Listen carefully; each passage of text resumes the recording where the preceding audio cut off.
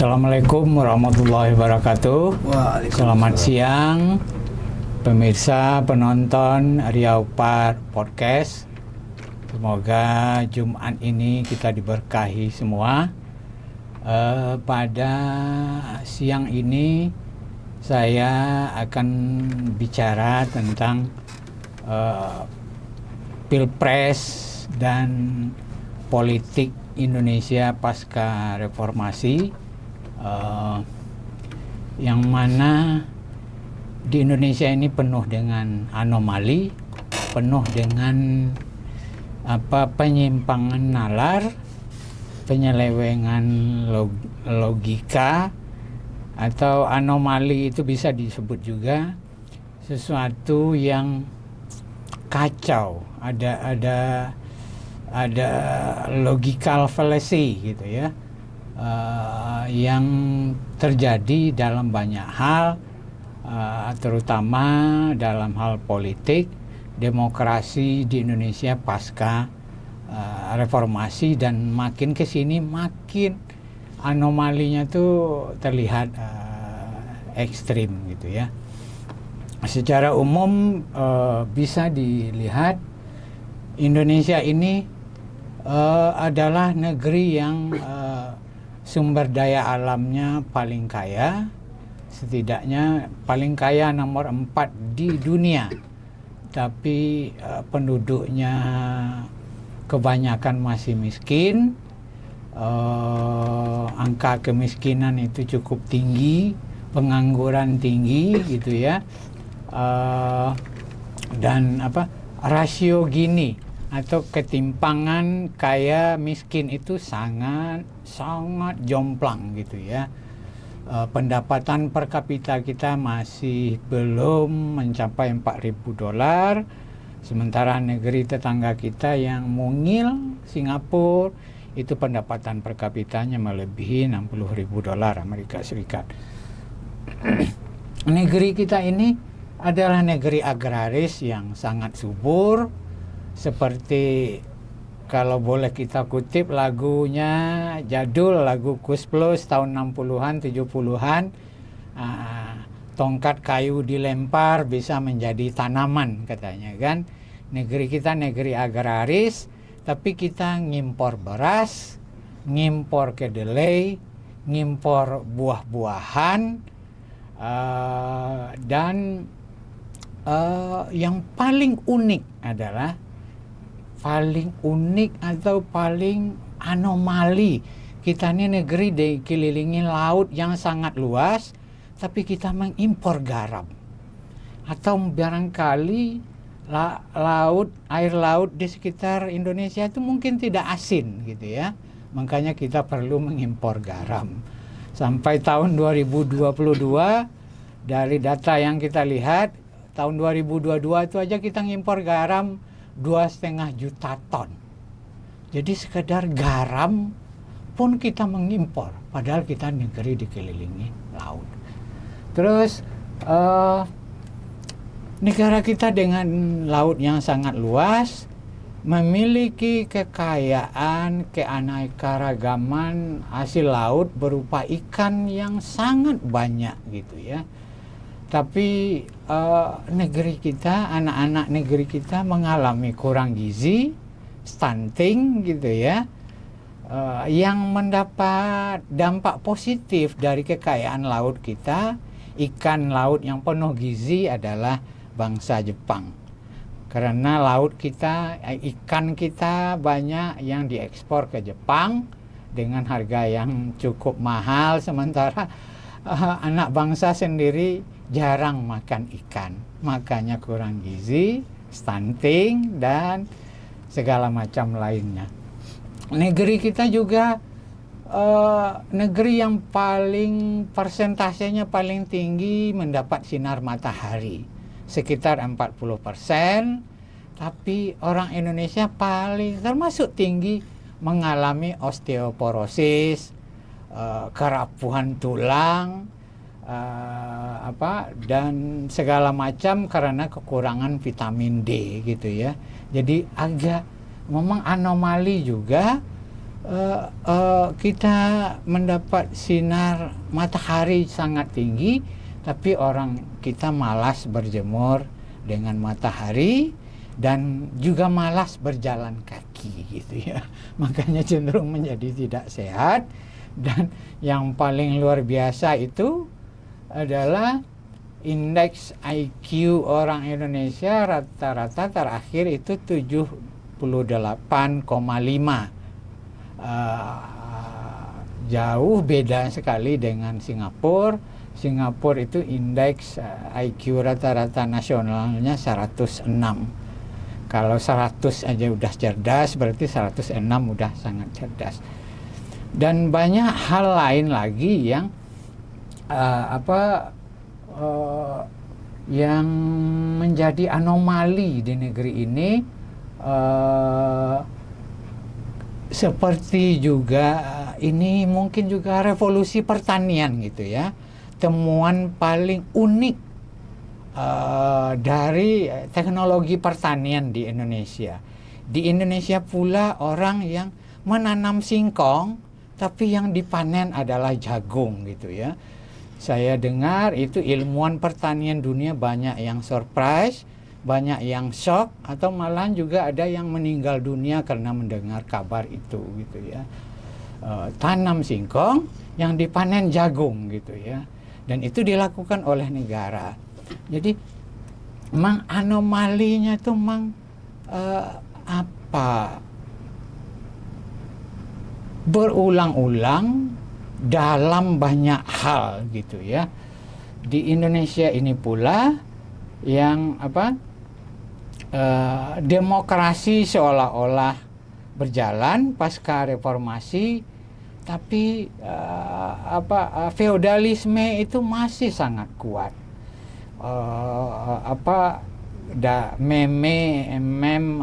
Udah lama, kadang masih ada sampai hari ini. Presiden takut sama mahasiswa, mahasiswa takut sama dosen, dosen takut sama rektor, rektor takut sama presiden, tapi presiden takut sama mahasiswa. Mungkin sekarang presidennya kayaknya nggak lagi takut sama mahasiswa gitu. Karena mahasiswa demo tiap hari pun presiden cuek saja. Dan itu anomali itu terutama bisa dilihat dalam perkembangan politik di Indonesia. Pilpres 2024 yang baru saja berlangsung menunjukkan secara terang benderang bahwasanya negeri kita ini memang penuh dengan anomali. Ada 3 pasangan capres, Pak Prabowo berpasangan dengan Gibran, Anies Baswedan dengan Caimin, Pak Ganjar dengan Pak Mahfud gitu ya. Anomalinya di situ adalah politik di Indonesia itu pertemanan dan permusuhannya itu bisa bolak-balik gitu ya. Seperti kadang-kadang pertemanan anak-anak gitu ya. Sekarang berteman, besok musuhan. Besok berteman lagi, besok musuhan lagi gitu ya. Kalau di dunia anak-anak itu barangkali masih bagian dari natural, alamiah, karena kebersahajaan, karena keluguan. Tapi di dunia politik bukan didasari itu gitu ya. Pilpres 2024 menunjukkan anomali itu benar-benar sangat gila. Pak Prabowo maju berpasangan dengan Gibran dan didukung habis oleh Pak Jokowi. Padahal Pak Prabowo dalam 2 pilpres sebelumnya 2014 dan 2014 itu berseteru habis, perang politik total dengan Pak Jokowi. Pada 2 pilpres itulah muncul narasi yang sangat keras, yang sangat serius, yang bertebaran fitnah, caci maki, hujatan gitu ya, dari pihak Pak Prabowo, Pak Jokowi begini-begini, dari pihak Pak Jokowi, Pak Prabowo-nya begini-begini.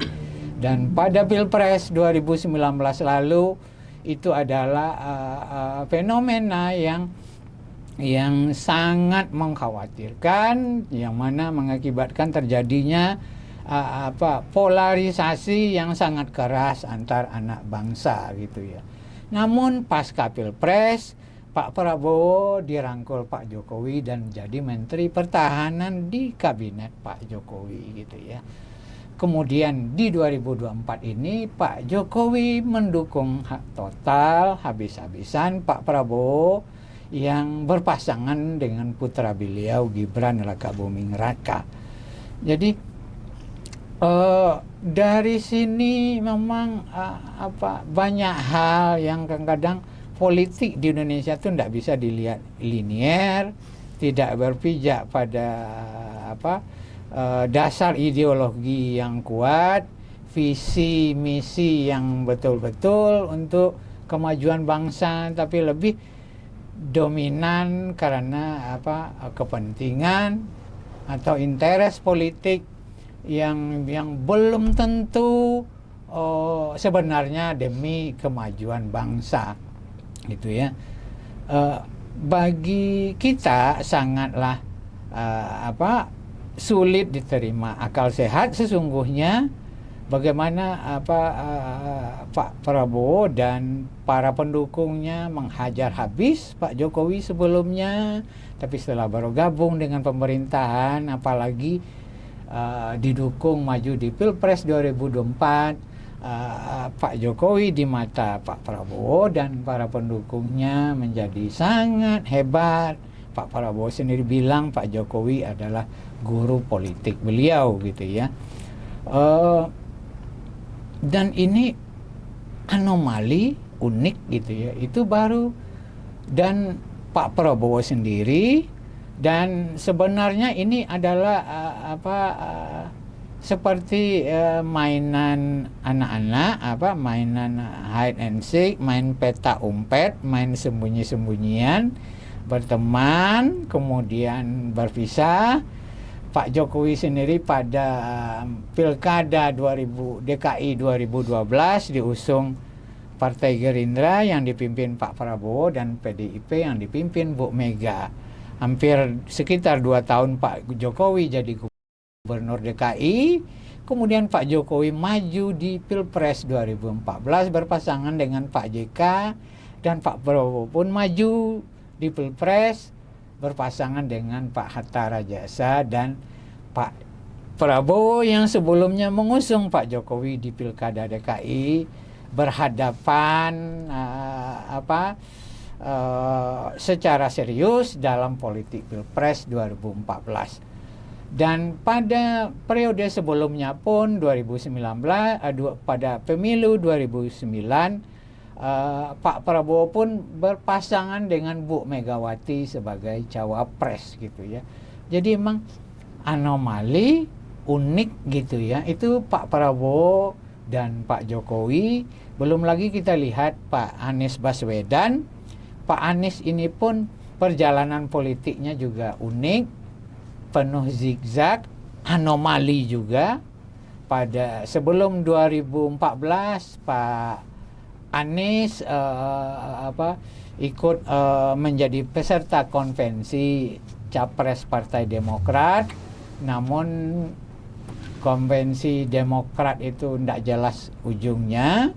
Kemudian Pak Anies menjadi salah seorang tim pemenangan Pak Jokowi Yusuf Kala yang mana sebagai juru kampanye. Kemudian Pak Anies jadi Menteri Pendidikan dan Kebudayaan pada kabinet Pak Jokowi 2014, kemudian diberhentikan, dan Pak Anies maju di pemilihan Gubernur DKI pada penghujung 2016, diusung oleh Pak Prabowo dan Partai Keadilan Sejahtera. Kemudian pada Pilpres 2019 Pak Anies pun ditawarin menjadi cawapresnya Pak Prabowo, tapi Pak Anies tidak berkenan waktu itu, ingin meneruskan jabatan sebagai Gubernur DKI sampai selesai. Dan pada Pilpres 2024 Pak Anies berpasangan dengan Caimin berhadapan langsung dengan Pak Prabowo dalam pertarungan Pilpres. Jadi apa anomali yang memang tidak banyak terjadi di berbagai negara di dunia gitu ya. Kalaupun kita mau mencontoh yang paling dekat adalah Pilpres terakhir juga di Filipina, yang mana Ferdinand Marcos Junior atau sering disebut Bongbong Marcos berpasangan dengan Sarah Duterte sebagai cawapres. Sarah Duterte pun adalah putri dari presiden sebelumnya Duterte, dan berpasangan dengan Bongbong Marcos, putra dari diktator Filipina sebelumnya yang dijatuhkan pada tahun 80-an gitu ya. Mungkin kalaupun dilihat komparasinya ya mungkin di Filipina itulah gitu ya. Dan kayaknya Pak Jokowi dan Pak Prabowo pun mengadopsi model Bongbong Marcos di Filipina gitu ya. Jadi ini menunjukkan bahwasanya politik di Indonesia, demokrasi di Indonesia, kalau dilihat dalam terminologi politik dan demokrasi di berbagai negara di dunia itu memang sangat aneh, sangat bertentangan dengan nalar demokrasi itu sendiri, dan terjadi paradoks, anomali yang sangat kadang-kadang sulit diterima akal sehat gitu ya. Kalau di negara seperti maju demokrasinya seperti di Amerika, ada juga anak presiden yang menjadi presiden berikutnya, tapi dia menjadi presiden setelah periode kepresidenan ayahnya berakhir jauh sebelumnya. Kita lihat misalnya George Walker Bush menjadi presiden pada tahun 2000. Dia adalah putra dari George Bush senior yang masa kepresidenannya berakhir tahun 92. Jadi tidak ada istilahnya ayahnya cawe-cawe dalam membantu pemenangannya di pemilihan presiden gitu ya. Dan di Amerika pun memang banyak keluarga Kennedy jadi presiden. Sekarang juga ada putra dari Robert Kennedy, kandung dari John F. Kennedy, yang juga berencana maju menjadi calon presiden. Namun orang tidak melihat itu sebagai anomali. Orang melihat itu alamiah, bahwasanya memang keluarga mereka adalah keluarga politik, bangsawan politik di Amerika gitu ya. Di Indonesia itu sangat berbeda. Pak Jokowi pada awal pemerintahannya menyatakan anak-anaknya tidak berminat di politik, dan malahan beberapa bulan sebelum Pilpres kemarin dia bilang sangat tidak logis kalau Gibran Rakabuming Raka maju menjadi cawapres. Namun kita lihat tidak lama kemudian ternyata putra beliau maju menjadi cawapres berpasangan dengan Pak Prabowo gitu ya. Jadi ini hanya terjadi di Indonesia. Anomalinya itu dalam banyak hal. Tapi kita sebagai bangsa Indonesia kayaknya tidak lagi melihat itu sebagai anomali, sesuatu yang berulang-ulang dan terjadi dalam banyak hal seolah-olah dianggap biasa gitu ya. Pak Jokowi sendiri maju sebagai presiden sebenarnya pada awalnya juga barangkali dianggap sebagai anomali, beliau menjadi wali kota Solo pada 2002 kalau tidak salah pertama kali, kemudian maju lagi pada pilkada berikutnya yang pilkada langsung, dan kemudian maju di pilkada DKI gitu ya. Pak Jokowi sendiri latar belakang beliau bukanlah latar belakang bangsawan politik di Indonesia, bukan pensiunan jenderal, bukan juga konglomerat, bukan berlatar belakang intelektual, tapi beliau adalah berlatar belakang tukang perabot, tukang kayu atau carpenter gitu ya, yang karir politiknya menjulang sampai puncak di negeri ini gitu ya. Kemudian anak beliau pun yang dibilang tidak berminat politik juga berlatar belakang pengusaha kuliner. Gibran Rakabuming Raka sebelumnya adalah punya usaha martabak dengan merek Markobar, kemudian menjadi wali kota dan kemudian tiba-tiba menjadi cawapres dan terpilih, setidaknya menurut hasil quick count gitu ya. Ini kadang-kadang menimbulkan banyak meme juga. Ada politisi lain yang berlatar belakang militer, pensiunan militer, sempat curhat ke ayahnya, ya bagusnya aku dulu ndak jadi tentara, mestinya aku hanya jual martabak, karena yang menjual martabak lebih punya peluang menjadi cawapres gitu ya. Ini anomali yang bisa kita tertawakan bersama-sama, yang juga bisa menjadi bahan renungan bagi kita bersama, refleksi bagi kita bersama, bahwasanya memang banyak hal di Indonesia ini yang penuh anomali, atau memang bangsa kita ini sendiri memang adalah anomali itu sendiri gitu ya. Kita sering konsisten dalam ketidakkonsistenan gitu ya. Kita sering apa yang dibicarakan beda dengan apa yang diperbuat, terutama dalam beberapa tahun terakhir peristiwa sejarah politik Indonesia menuju ke arah itu gitu ya.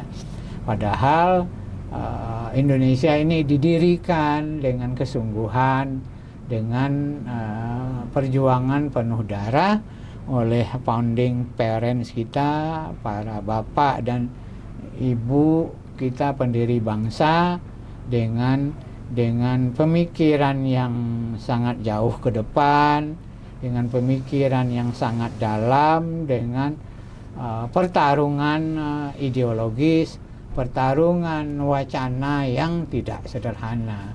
Dan pada periode awal negara ini merdeka, dibentuk sebagai sebuah negara republik, itu dipenuhi oleh para pemimpin yang penuh istiqomah, konsisten, punya integritas yang sangat kuat, dan juga kapasitas intelektual yang par excellence.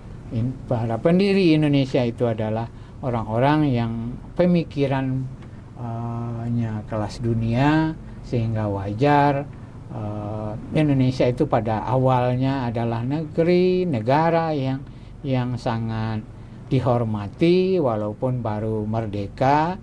Dan pemilu 1955 dianggap sebagai pemilu yang paling demokratis di Indonesia sampai saat ini. Padahal pada masa itu teknologi belum secanggih sekarang, pendidikan belum sehebat sekarang, dan secara ekonomi mungkin kita belum sebaik sekarang. Tapi Indonesia pada masa awal itu masih masih berpijak, masih bersandar pada nilai-nilai keluhuran, nilai-nilai penghormatan, martabat, harga diri, dan pijakan ideologis kenegaraan yang masih sangat kuat. Terjadi pertentangan, terjadi perdebatan, tapi itu tidak menyedot energi bangsa, tidak didasari kepentingan sesaat, tapi para pemimpin bangsa kita pada periode awal itu adalah orang-orang yang tangguh, orang-orang yang teguh dengan pendirian, dan memang ingin melihat, ingin memperjuangkan bangsa ini jauh ke masa depan. Mestinya kita kembali lagi pada nilai-nilai pada masa itu, sehingga ke depan kita bisa berharap banyak bangsa ini bisa menjadi lebih baik gitu ya. Dan anomali negara ini hendaknya pelan-pelan tapi pasti akan berakhir gitu ya. Itu saja yang bisa saya sampaikan. Mungkin ini sekedar trigger, sekedar pemancing bagi kita untuk kita berefleksi lebih jauh agar negara ini, politiknya, demokrasinya, pembangunannya menjadi jauh lebih baik ke depan. Terima kasih. Wassalamualaikum warahmatullahi wabarakatuh.